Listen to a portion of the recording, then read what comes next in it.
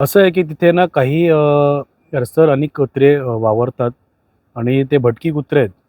एखादं समजा कोण तिथे एकटा तिथे वावर करत असेल किंवा चालत असेल, तर ते त्याच्यावर बघून ज्या पद्धतीने एकटा असेल ते हल्ले करतात, ते तो त्याचा लचका तोडणं किंवा अंगावर चावणं हे इतकं भयंकर असतं, की त्याला पण कळत नाही की काय झालं आणि तो इतका म्हणजे घाबरून जातो व्यक्ती ना, त्यात समजा कोणीतरी सामायिक कोण लोकं चालण्या-बिण्या रस्त्याची लोकं आली आहेत, त्याच्यासमोर काहीतरी दगड टाकलं किंवा काही बांबू टाकलं, तर ते थोडेफार पण तरीसुद्धा ते भटकी कुत्रे असे आहेत ना, न कोणाला ऐकणार त्याच्या फटकन अंगावर येतात आणि इतका जोरात चाव मारतात ना, एखादं विधू महिला पण तिकडे चालणारी आहे. तिथे त्या भागाला आमच्या इथे शाळा पण आहे.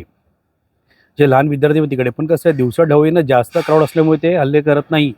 फक्त संध्याकाळचा असा टाईम झाला किंवा दुपारचा असा काहीतरी मधला टाईम असेल, तिथे कोण नसेल आणि समजा एखादा कोण लहान मुलगा गेला, वृद्ध महिला गेली किंवा कोणतरी असं व्यक्तिगत असं एकटं असेल, तर त्याच्यावर ती लोकं फटकन चाव मारतात आणि असे चाव मारतात त्या टायमाला ते 1चे 2, 2चे 4 कधी होतात त्यांचं कळत नाहीये आणि एवढं भीतीचं वातावरण आहे ना, की काही आमच्यासारखी जुनी लोकं जी आहेत तिथून ज्यांना तो रस्ता यायची वायवा मालती आहे.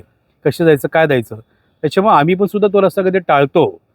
हां, पण दिवसाडे आमच्याकडे काही लोकं तिथे संख्येनं जास्त लोकं असतात. त्याच्यामुळे आम्ही लोक काही गोष्टी जायचा प्रयत्न करतो. पण अशी भीतीचं वातावरण आहे आमच्याकडे, की बाबा ते कधी कुठेतरी अंगावर येऊन असे करतं, की ते आम्ही पण सुद्धा गाडी चालवताना कधी आले पटकन अंगावर असं पटकन येतात. त्यावेळी ती भीती वाटते, की अरे काय जातं आमचं डिस्बॅलन्स बिघडतो. आम्ही गाडी घेऊन पडतो त्या टायमाला तिथे कसं.